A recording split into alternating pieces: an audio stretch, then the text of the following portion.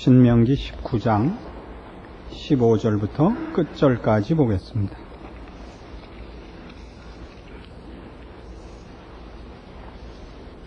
신명기 19장 15절부터 끝절까지입니다. 사람이 아무 악이든지 무릇 범한 죄는 한 증인으로만 정할 것이 아니요 두 증인의 입으로나 세 증인의 입으로 그 사건을 확정할 것이며, 만일 위증하는 자가 있어 아무 사람이 악을 행하였다 말함이 있으면 그 논쟁하는 양방이 같이 하나님 앞에 나아가 당시 제사장과 재판장 앞에 설 것이요, 재판장은 자세히 사실하여 그 증인이 위증인이라 그 형제를 거짓으로 무함한 것이 판명되거든 그가 그 형제가 행하려고 꾀한 대로 그에게 행하여 너희 중에서 악을 제하라. 그리하면 그 남은 자들이 듣고 두려워하여 이후부터는 이런 악을 너희 중에서 다시 행하지 아니하리라. 네 눈이 국률이 보지 말라. 생명은 생명으로, 눈은 눈으로, 이는 이로, 손은 손으로, 발은 발로니라. 오늘 우리가 생각하려는 말씀은 거짓 증인에 관한 것입니다.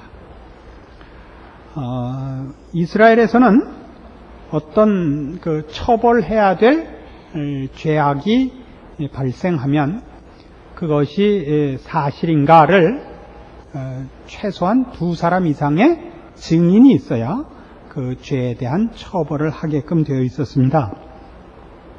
왜 이런 증인을 동원했냐면, 오늘 물론 초점은 위증에 관한 것입니다만은 우선 그 문제부터 먼저 따지고 들어가야 됩니다. 왜 증인이 있도록 했느냐? 각자가 마음 내키는 대로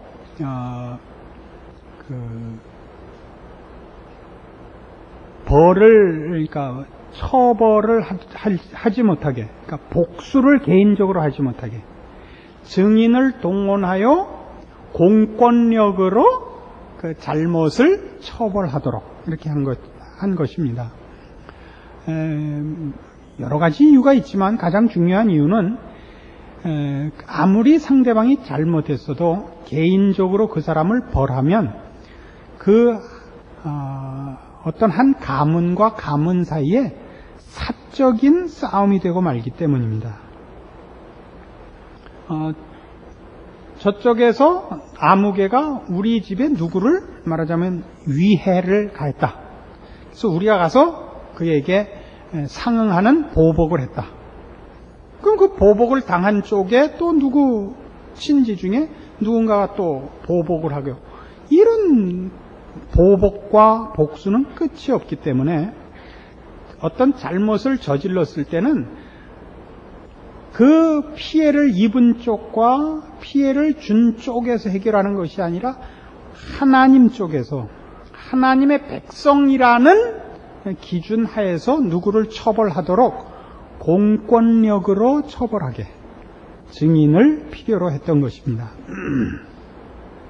이런 거 우리가 잘 배워둬야 되는 것들입니다. 교회 안에도 종종 개인적인 마음에 상처를 주고받는 일들이 있습니다.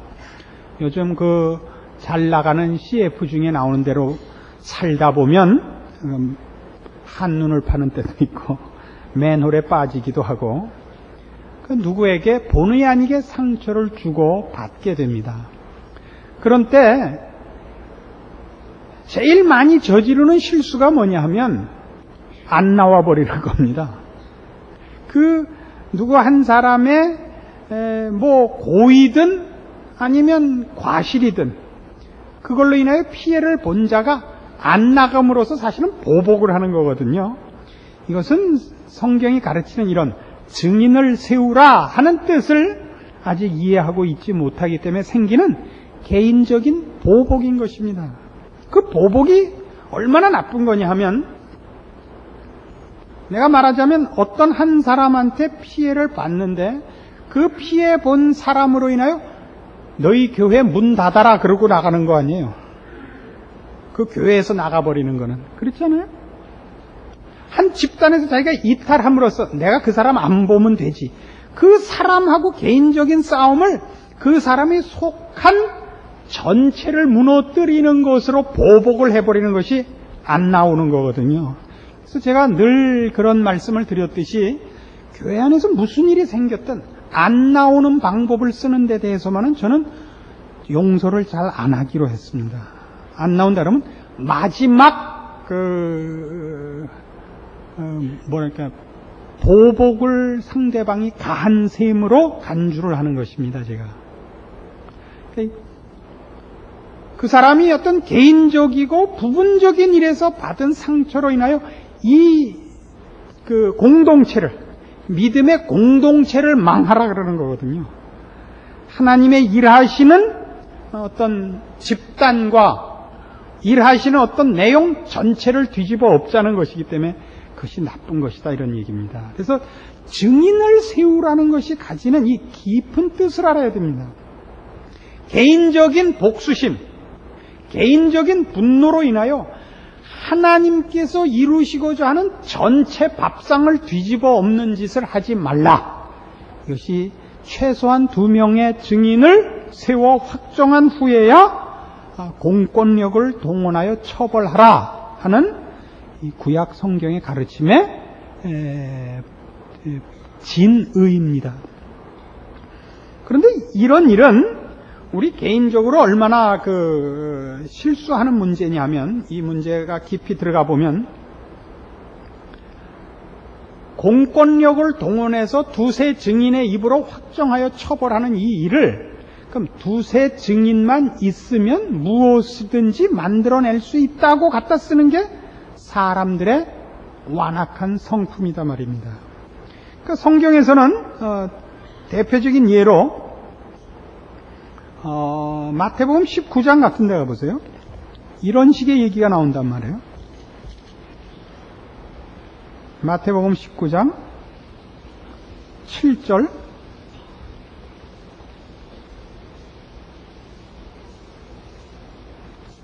마태복음 19장 7절, 여짜오되 그러하면 어찌하여 모세는 이혼 증서를 주어서 내어버리라 명하였나이까? 예수께서 가라사대 모세가 너희 마음의 완악함을 인하여 아내 내어버림을 허락하였거니와 본래는 그렇지 아니하니라.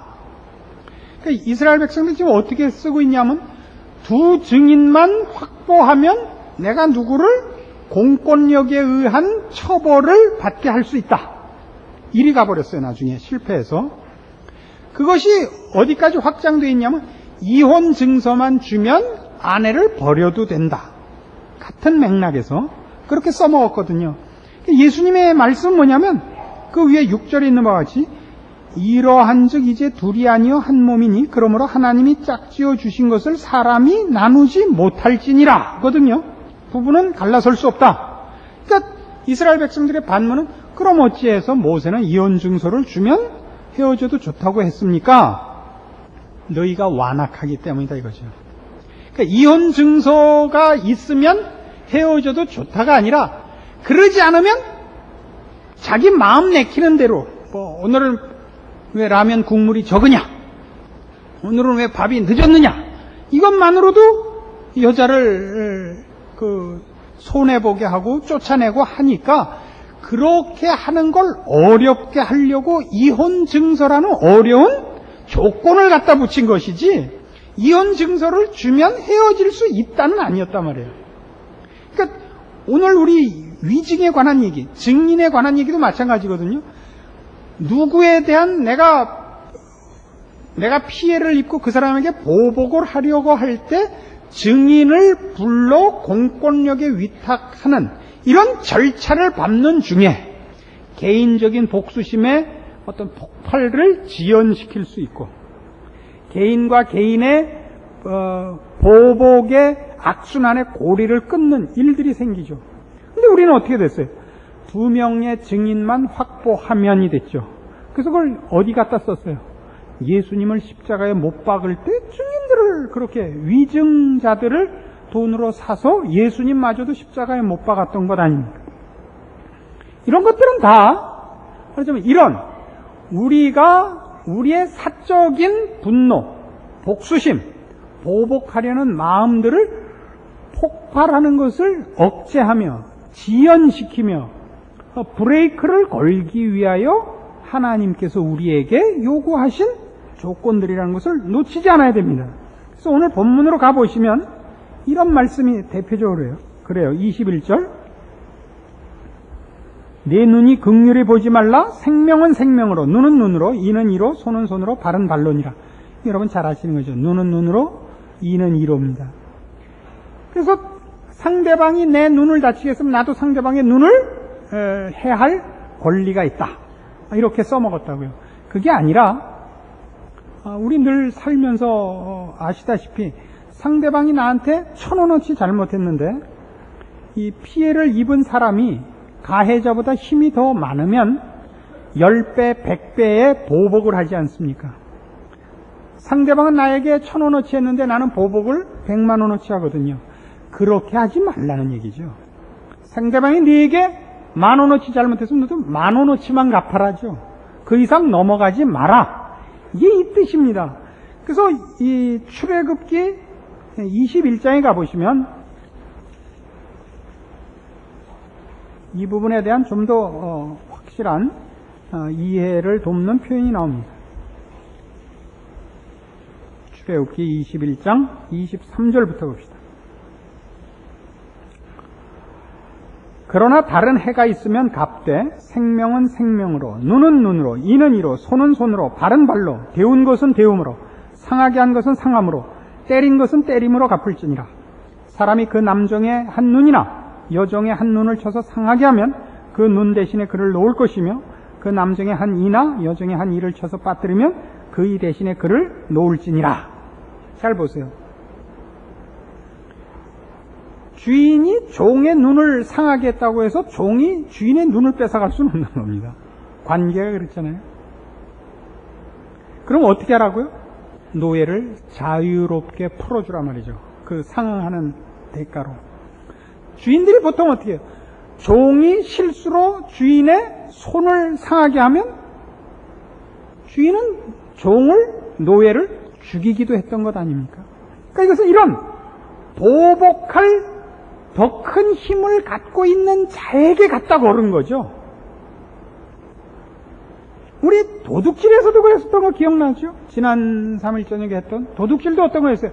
가난한 쪽에서 가진 자의 것을 뺏어 먹는 데 대하여 금령으로 갖다 건 것이 아니라 더 큰 금령이, 대상이 힘이 있는 자가 자기가 가진 것으로 옆 사람에게 혜택을 입히지 않고 옆 사람을 밀어내는, 지게표를 옮기는, 이것이 성경이 말하는 도둑질의 가장 핵심되는 한 모델이었단 말이에요. 99마리 양 가진 이가 옆집에 있는 양 한 마리를 뺏어다가 자기 양 100마리를 채우는 식, 이런 것이었다고요. 가진 자가 가진 것으로 맡은 자로서의 일을 하지 않고 가진 것으로 위세를 떨치고 자신을 보호하며 옆 사람을 누르는 일, 이것이 도둑질이었어요. 맡은 것으로 하나님 앞에 충성되게 갚지 않는 것, 이게 도둑질이었습니다. 오늘 증인도 마찬가지입니다. 하나님께서 허락한 큰 힘으로 자신을 보호하며 자신의 자존심을 채우며 자신의 보복이나 만족하는 식으로 일하는 것을 막는 장치로서 증인이 동원되고 있다는 것을 놓치지 않아야 됩니다. 이런 그 율법들은 가만히 들여다보면 재미있는 구석이 있습니다. 뭐가 재미있느냐면, 그러니까 근본적으로 대상이 갖고 있는 자인 것입니다. 지금 뭐가 재미있는지 아세요? 우리 모두가 가진 자인 것입니다. 하나님의 백성은 가난한 자가 없다는 뜻입니다. 우리가 가진 자입니다. 우리는 보통 예수를 믿으면서 우리가 가졌다는 것을 놓치는 수가 많습니다. 예수 믿는 사람들이 가졌다고 생각하는 것은 세상적 차원에서 돈, 건강, 재능, 지위, 권세, 이런 것으로만 가졌다고 생각하는데 아니라고요. 우리가 뭘 가졌느냐 하면 우리가 매면 하늘에서도 매이고 우리가 풀면 하늘에서도 풀리는 자며, 그렇죠? 예수 그리스도의 이름으로 하나님 앞에 아무 때나 나갈 수 있는 자입니다. 우리는 죄를 거부할 수 있고 죄를 꾸짖을 수 있으며 어둠의 빛으로 어둠을 활짝 찢어놓을 수 있는 자들인 것입니다. 우리가 가진 자입니다. 근데 우리가 이것을 가지고 증인을 불러 저 사람들이 이런 식으로 불쌍한 자들이 나에게 가한 위해들, 우리를 모욕하고 우리를 멸시하고 우리를 물리적으로 핍박한 일들에 대하여 증인을 세워 저들을 처단하는 일. 아니, 그러기 전에 먼저 내가 복수심을 발동하여 하나님 쟤네들을 놔두지 마세요. 이런 마음 갖지 말라는 거죠. 이것이야말로 성경에서 중요한 의문거리 중에 하나거든요. 시편 73편에 나오는 식 또는 하박국 선지자의 불평 다 이것 아니었습니까? 왜 의인이 불의한 자들의 악한 행위의 피해자가 되어야만 합니까? 이거였단 말이에요. 이스라엘 백성들의 끝없는 희구사항이 뭐예요? 하나님 빨리 우리의 원한을 풀어주소서란 말이에요. 그래서 저 이방의 저 하나님 모르는 저 나쁜 개돼지들을 빨리 멸하시고 이 천하에 우리만 잘 먹고 잘 살게 해주십시오. 이렇게 잘못 갔었다고요. 그런 식으로 가지 말라 말이죠.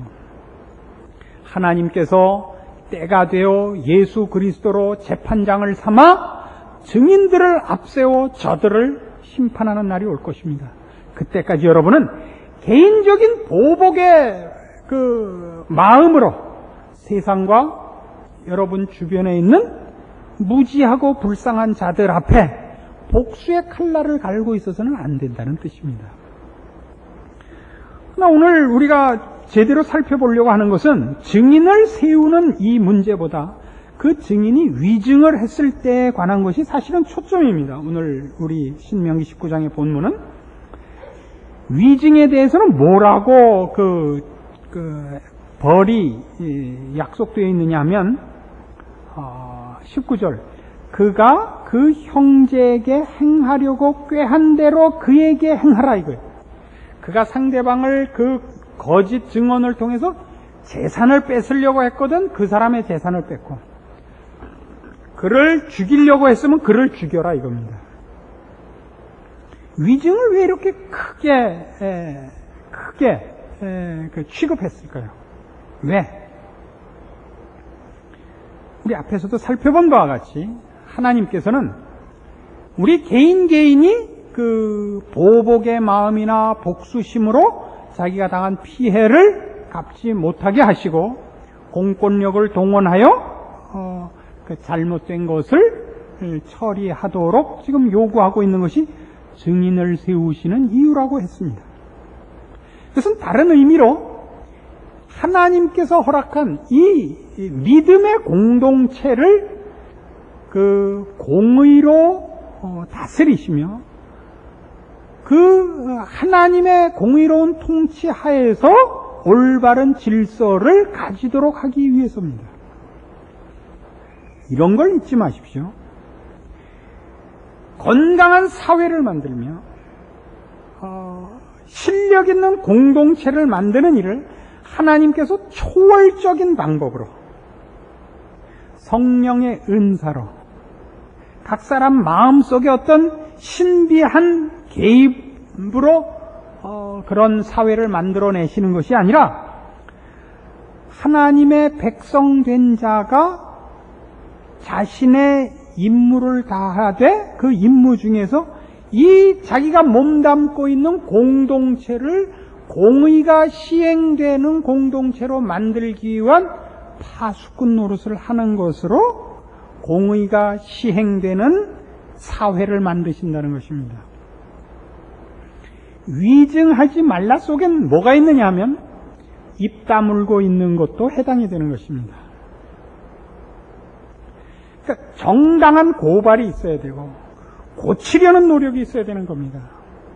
오늘날 개인주의가 팽배한 이 현대 사회에서는 아무도 남의 싸움에 말려들려고 하질 않습니다. 이건 대단히 나쁜 일입니다. 오늘날 교회들은 사회에 대한 발언권을 잃은 지가 오래됐습니다. 왜냐하면 종교적인 가장 원색적인 형태에 있어서만 열심을 내고 인간이 사는 사회의 여러 분야에 걸친 그 모든 분야에서의 기독교인이 가지는 발언권과 책임 있는 파수꾼의 책임을 놓아버렸단 말입니다. 문화, 정치, 사회, 교육 어느 곳에서도 기독교는 그 힘을 발휘하지 못하고 있습니다. 기독교는 이 사회의 불신자들이지만 인간이 가지는 여러 가지 정신 활동 속에 한 분야가 되고 말았어요. 예수를 믿고 하나님의 백성이 되었다는 것이 인간이라는 존재가 생각하고 행동하는 전 분야에 걸쳐서 발언권을 가져야 하는 책임을 놓아버린 것입니다. 그래서 지성적이지 않다 이런 지적이 있습니다. 종교적이기만 합니다. 그러니까 맹렬하죠. 어떤 특수한 부분에서만 전도, 봉사, 종교적인 행위에 있어서만 맹렬합니다. 힘에 진하게 헌금을 내고 시간을 내고 열심을 내요. 자선 사업을 하고 구제를 하고 기도를 하고 열심을 모읍니다마는 그것이 인간이 만들어내는 모든 정신세계에서의 모든 모습 속에 기독교인이 가지는 참다운 분별, 모습, 방향, 목표, 본질로서 저들에게 제시해야 될 일들에 대해서는 교회가 생각을 끊어버렸다 이겁니다. 그래서 오늘 아침 신문이었던 것 같은데요. 이런 재미있는 글을 하나 읽었어요. 플라톤이 옛날 그리스의 철인인 플라톤이 이런 말을 했다 그래요. 정치에 대해서 무관심하면 어떤 벌을 받느냐 하면 자기보다 열등한 사람에게 지배를 받는 벌을 받는데요. 이번에도 다 가서 투표를 하세요. 누구를 찍던 건 여러분 자유입니다. 누가 되고 누가 안 되고에 대해서는 그건 우리가 말할 것도 아니고 옆 사람을 부추기지도 마십시오. 교회에서는 우리는 그 문제를 다루지 않습니다. 그러나 여러분은 대한민국의 국민으로 시민으로서 여러분의 책임을 하셔야 됩니다.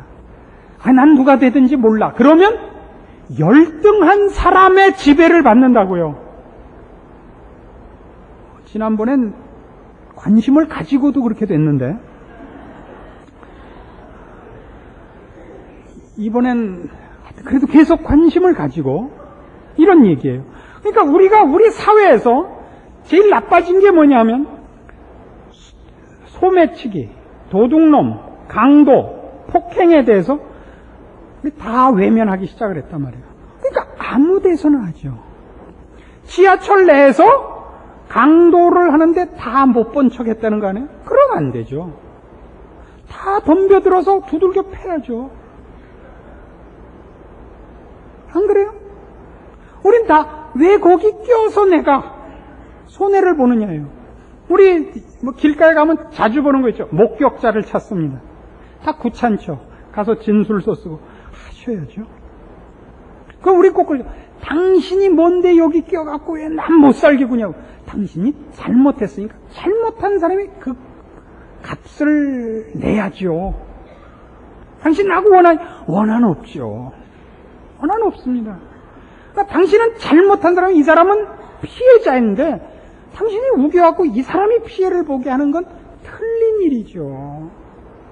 나도 당신은 왜 당신 일을 하도 네 이렇게 해야죠. 하세요? 하세요. 이게 여기서 말하는 위증에 대한 이런 큰 벌. 위증을 하면 어떻게 하라고요? 그 사람이 상대방을 모함해서 받게 하려고 의도했던 벌을 그 사람에게 주라 말이죠. 그러면 뒤집어 말하면 무슨 얘기가 돼요? 정당한 증언을 하라 말이에요. 사회를 감시하라고요. 책임을 지라고요. 그러니까 교회를 보면 이걸 알 수 있어요. 뭐 사회와 국가까지 안 가고 교회도 대부분의 성도들은 교회 안에 깊이 안 들어오려고 그럽니다. 교회는 깊이 들어오면 골치가 아프다 이거예요. 그 가장 큰 책임 물론 목사에게 있습니다. 목사는 설교를 한다는 것 때문에 오해를 자주 해요. 목사는 선지자와 사도, 선지자나 사도와 다릅니다. 선지자나 사도는 그때까지 없었던 얘기를 하나님께 받아서 이스라엘 백성에게 전했습니다. 그러나 오늘날 목사는 새로운 계시를 받지 않습니다. 허락된 계시를 설명하고 다시 선포하고 다시 여러분에게 권하고 하는 책임을 갖고 있지 여기 없는 얘기를 하는 자가 아닙니다. 왜 이 얘기를 하냐면 독특한 권위가 있지를 않습니다. 그냥 반장입니다. 반장은 그 반의 같은 학생입니다. 선생님이 아닙니다. 그래서 이 목사가 이 성경을 이 사람은 전문적으로 연구하는 사람이고 신자들은 아니니까 그 모르는 얘기 같은 걸 할 수 있죠. 봤는데 이해 못했던 얘기를 할 수 있죠. 그러니까 어디까지 독재를 하느냐 하면 소풍 어느 날 어디로 갈까까지 결정을 해요. 그런 걸 기도하고 할 게 아니고 기상대에 일기예보 듣고 가야 되는 거 아니에요. 응? 어느 날 어디로 가느냐? 뭐 가는 인원수 따라서 적당한 데 가는 거죠. 점심 도시락 메뉴 뭐냐? 반찬을 뭘로 하냐? 그런 거는 목사가 결정을 해요. 빙신같이. 그리고 왜 그걸 물어봐요? 목사한테 쪼다같이. 목사가 뭘 한다고 반찬 뭐 할까요? 김치 할까요? 깍두기. 여러분이 하세요, 이런 거는. 봉사부에서 하는 거예요, 이런 거는. 그런 걸 물어보기 시작해서 이상하게 된 거예요. 목사가 뭐든지 하게 됐어요. 돌아보니까 목사님이 이렇게 하고 개차반이 됐으니까 난 몰라 이렇게 된 거예요. 그러지 말고 말이 안 되는 짓을 하면 따져야죠. 목사님 당신 정신이 있는 거예요 없는 거예요? 따져야죠. 당신 그따위로 하면 내가 당신 몰아낼 거예요. 얘기를 해야죠. 그 집 발사이 같은 새끼들이 목사질하는데 다 내비둬갖고 이 꼴을 만들고서 왜 교회가 이 모양 이 꼴이라고 한숨만 쉬냐 말이에요. 단체를 만드세요. 무슨 복면의 기사, 무슨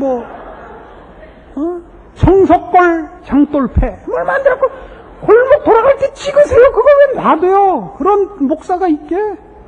무책임했잖아요. 병신 같은 목사들 밑에서 신앙생활했고 다 같이 병신이 됐잖아요. 그래요 안 그래요? 제가 승질 내게 됐어 안 내게 됐어요 지금? 무책임했단 말이에요. 오늘날 한국 교회의 최고의 그 타락과 부패와 요 모양 요 꼴의 책임이 뭐냐? 누구냐? 그럼 여러분이죠. 목사 책임이 아니에요. 여러분입니다. 왜요? 자식 새끼 중에 그 예비고사 떨어진 놈만 신학교 보냈으니까 이렇게 됐죠. 전 그래도 붙었어요. 안 그래요? 어떡할 거예요? 목사가 이상한 소리하고 믿습니까? 그러면 입 딱 다물고 째려봐야죠. 아무거나. 이번에 목사님이, 지난번엔 장로님이 대통령, 이번엔 목사님이 대통령 될 줄로 믿습니다. 그러면 저게 정신이 있나 이렇게 쳐다봐야지. 무조건 목사님 믿습니까? 그러면 아멘 이러고 자빠졌으니까 이빨이나 다 썩어 문드러지죠. 이게 뭐 하는 짓이에요? 이게 그 얘기가 오늘 이 얘기가. 책임 있게 사시라고요. 병신도라는 거 아니에요. 뭐하고들 자빠져 있는 거예요 도대체가. 깨세요. 목사 말이라고 다 듣지 마세요. 다 고등교육 받았잖아요. 성경이 여러분 손에 있잖아요. 왜 그렇게들 이상하게 신앙생활을 해갖고 이 나라 또 이 교회를 이 꼴로 만들었냐 말이야. 누구 책임이에요? 우리 모두의 책임이라 말입니다. 이게 오늘 성경이 우리에게 주는 말씀입니다. 들어오세요, 교회 안에. 이게 무슨 학원 강의 듣듯 하지 마세요. 참 나쁜 짓입니다. 여러분이 몸담고 여러분이 여기에서 올바른 신앙 교육을 받고 싶다면 좋은 교회를 만드세요. 시시껄렁하게 굴면 압력을 가하세요. 웃으면서 목사님 공부하세요. 그러세요. 뭐 아글아글 쓸 필요도 없죠. 목사님 한 달간 여유 드리겠습니다. 그때도 괜찮아지지 않으면 우리는 몽땅 옆교회로 가겠습니다. 그렇게 하죠. 옆교회는 뭐 북포교회겠죠. 남포니까. 그렇게 약속하십니까? 이런 때도 가만히 낍니까? 책임 있는 사회인이 된다. 책임 있는 교인이 된다. 책임 있는 그 시대의 하나님의 사람으로서의 소시민이 된다. 아멘. 기도하십시다. 하나님 아버지 은혜를 감사합니다.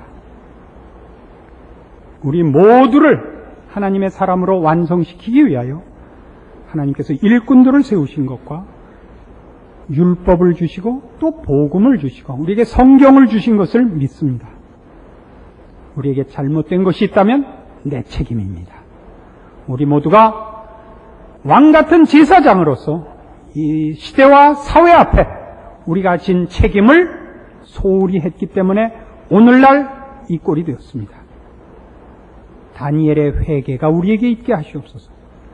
주 앞에 엎드리게 하시고 빛과 소금으로 부름받은 우리의 책임을 이제는 감당케 하사 우리가 서 있는 이상 하나님께서 이 민족과 이 백성 위에 복을 내리시는 근거가 되게 하옵소서. 여기 의인 10명, 100명, 1000명이 있는 것을 보시옵소서. 예수님의 이름으로 기도합니다. 아멘.